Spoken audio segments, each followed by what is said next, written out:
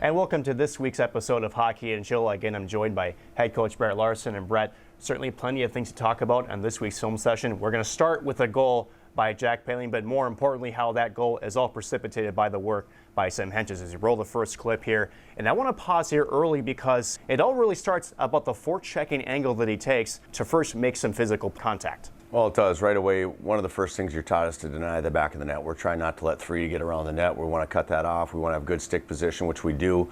Sam uses a little deception. And then just, right now, all the goal scoring studies, all these people that do analytics right now will tell you that one of the best ways you can score is when a puck goes from below the goal line into the slot. It's one of the hardest places for the goalie to track. And obviously, in this case, Jack takes advantage of that. And one small thing that Sam Hentges does really well, we have it up here on the film, is that as he's engaged in the puck battle, as you can see, he takes a second, he looks over the shoulder to see Jack Paling trailing down the middle of the ice. That's something, as small as it is, was a big reason why this puck ends up in the back of the net. Well, it's certainly not small, right? Obviously, that's awareness. That's what makes offensive players that are really good, really good. We're going to talk about your goaltender, David Rennick, because he was instrumental, especially in last Saturday's game. Talk about when you're coaching lateral movement, it really starts in your head and just reading the play that's coming in, on top of you. Sure.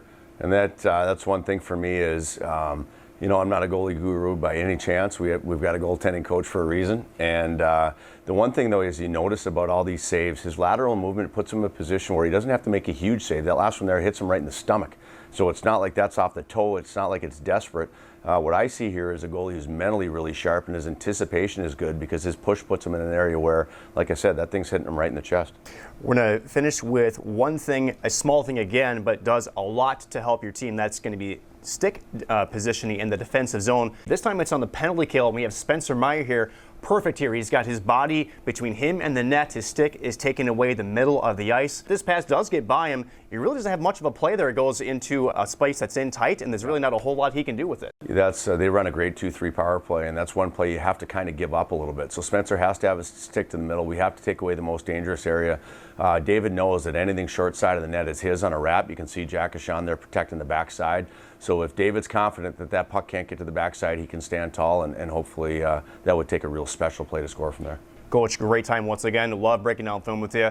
Thanks for joining us again. Perfect. Enjoyed it.